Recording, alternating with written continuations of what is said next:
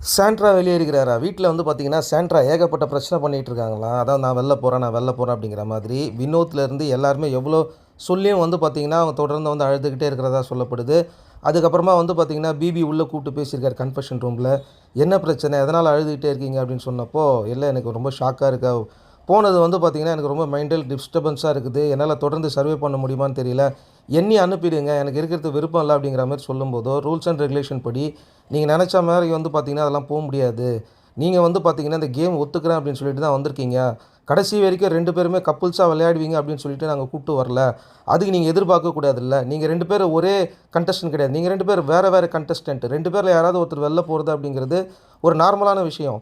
அதனால் வந்து பார்த்தீங்கன்னா, நான் இருந்தால் அவரும் இருக்கணும், அவர் இல்லைன்னா நான் இருக்க மாட்டேன் அப்படிங்கிறதுக்கு வந்து பார்த்தீங்கன்னா, இது வீடு இல்ல. இது வந்து கேம். நீங்கள் வரும்போது எல்லாமே பக்காவாக சைன் பண்ணிட்டு தான் வந்திருக்கீங்க. அதனால் வந்து பார்த்தீங்கன்னா, இதுக்கு பாசிபிலிட்டி கிடையாது. நீங்கள் தொடர்ந்து கேம் விளையாடிட்டு தான் இருக்கணும். அவர் வீட்டில் வந்து சேஃபாக தான் இருக்காரு. உங்கள் கேமை பார்த்துக்கிட்டு தான் இருக்கிறாரு. அவங்க ஃபேமிலியோட நல்லா காமாக இருக்காரு. நீங்கள் தொடர்ந்து இங்கே அழுதுகிட்டே இருந்தீங்கன்னா, அங்கே உங்கள் வீட்டிலேருந்து பார்க்குறவங்க எல்லாருமே வந்து பயங்கரமாக அப்செட் ஆவாங்க. அதனால் வந்து பார்த்தீங்கன்னா, உங்களுக்கும் ஒரு மென்டல் ஹெல்த் ப்ராப்ளம் வரும். உங்கள பார்த்துக்கிட்டு இருக்கிற வீட்டில் இருக்கிறவங்களுக்கும் நிறைய பிரச்சனை வரும் அப்படிங்கிற மாதிரி சொல்லி அவங்கள வந்து சமாதானப்படுத்தி அனுப்பி வச்சுருக்காங்க. பட் ஆனால் சாண்ட்ரா உள்ள பிரச்சனை இருந்தப்போ வந்து பார்த்திங்கன்னா, பயங்கரமாக கான்ட்ராஸ்ட்டாக சண்டை போட்டுட்டு ஏதாவது ஒன்று கத்திக்கிட்டு உருண்டுக்கிட்டு பிறண்டுட்டுலாம் இருந்தாங்கள்ல, அதெல்லாம் இப்போ எதுவுமே கிடையாது. அப்படியே ஒரு மாதிரி அடித்தா மாதிரியே இருக்கிறாப்புல.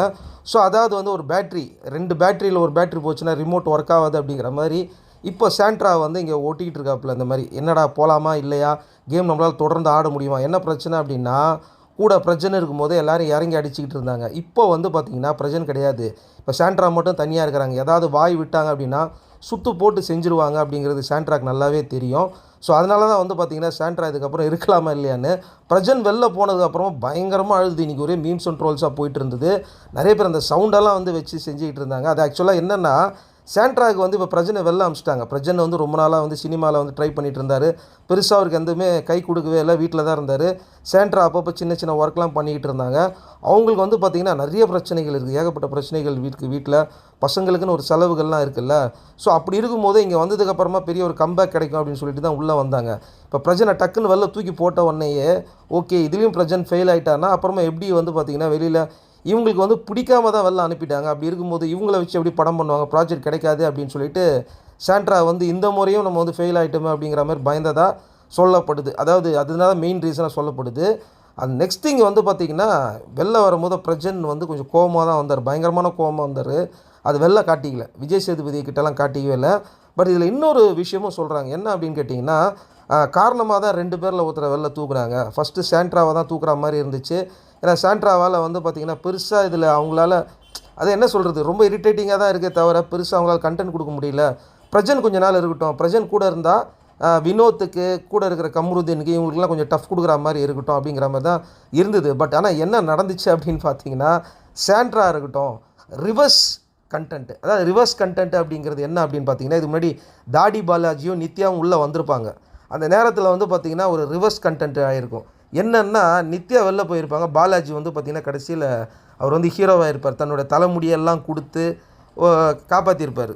அது யார் அப்படிங்கிறத அந்த கண்டஸ்டன்ட் சொல்லுங்கள். அந்த கண்டஸ்டன்ட் வின் பண்ணுன்றதுக்காக மொட்டை அடிச்சிருப்பார். அவங்க வந்து ஒரு ஃபேமஸான நடிகை அவங்க. ஸோ அந்த மாதிரி வந்து பார்த்திங்கன்னா இப்போ சாண்ட்ரா போவாங்களா இல்லையா அப்படின்னு கேட்டால் டவுட்டு தான். எனக்கு தெரிஞ்சு சாண்ட்ரா வந்து இந்த வீக்கே வெளில வரதுக்கான நிறைய சான்சஸ்லாம் இருக்குது, இல்லைனா நெக்ஸ்ட் வீக் வெளில வரதுக்கான நிறைய சான்சஸ் இருக்குதுன்னு தான் சொல்கிறாங்க. ஏன்னா வந்து மென்டலி வந்து பார்த்திங்கன்னா ஸ்ட்ராங் கிடையாது சாண்ட்ரா. இப்போ நிறைய நம்மளுக்கு வர நியூஸ் எல்லாம் அப்படி தான் வருது. இல்லை செவரேறி குதிக்க போகிறாங்களா, அதையும் நம்ம வந்து பார்க்கணும். ஆக்சுவலாக செவரேறி குதிக்கிறதெல்லாம் வந்து பார்த்திங்கன்னா நீங்கள் கண்டென்ட்டாக எடுத்துக்க முடியாது. செவரேறி குதிக்கிறது அப்படிங்கிறது வந்து பார்த்திங்கன்னா அதாவது மென்டல் ஹெல்த்தோட உச்சம். அது வந்து நடக்கும், பாசிபிலிட்டி தான், அது உண்மை தான். அதை மட்டும் என்னால் கண்டென்ட் சொல்ல முடியாது. பட் இந்த லவ் கண்டென்ட்லாம் வந்து நீங்கள் வந்து அந்தளவுக்கு பெருசாக வந்து எடுத்துக்க வேண்டாம். ஏன்னா அது வந்து கண்டென்ட் தான், லவ் கண்டென்ட் அப்படிங்கிறது பண்ணி தான் ஆகணும். இப்போ இன்னொரு முக்கியமான ஒரு சம்பவம், என்ன சம்பவம் அப்படின்னா, எஃப்ஜேவை செஞ்சு விட்ற போகிறாங்க அப்படிங்கிற மாதிரி ஒரு நியூஸ் வந்துக்கிட்டு இருக்குது. என்ன அப்படின்னா, உள்ள ஆதிரை வந்தாங்கல்ல, ஆதிரை வந்து எஃப்ஜேவை போட்டு கிளின்னு கிழிச்சிட்டு இருக்காங்க. அன்கட் வெர்ஷன் வந்தாலும் ஆச்சரியப்படுறதுக்கு இல்லை, நீ அப்படி பண்ணுற இப்படி பண்ணுறன்னு ஓப்பனாகவே பேச ஆரம்பிச்சிட்டாங்க. அது காரணம் என்னென்னா, வெளியில் போய் எல்லாருமே நீ தான் எஃப்ஜேவிக்கிட்ட வந்து ஜொல்லு விட்டுட்டு தெரிஞ்சிட்டு இருக்கேன்னு சொல்லிட்டாங்க போல இருக்குது ஆதிரை கிட்ட. இப்போ ஆதிரை என்ன ஆகிப்போச்சு அப்படின்னா, அட பாவீங்களா, இவன் பின்னாடி நம்ம போன மாதிரி ஆகிப்போச்சு, இருக்கிற கொஞ்ச நெஞ்சமானமும் போயிடுச்சு, இப்போ ஓமானத்தை நான் எடுத்து 2 பேருமே சேர்ந்து வெளில போகிறோம் பார்க்குறியா அப்படிங்கிற மாதிரி ரிவெஞ்ச் எடுத்திருக்காப்புல. அது ஒரு பிரச்சனை அங்கே போயிட்டுருக்கு. எஃப்ஜே வந்து பார்த்திங்கன்னா தலைமையில கலையே வச்சு உட்காந்துட்டு இருக்காரு. அடுத்த வீடியோவில் என்ன நடந்துன்னு சொல்கிறேன்.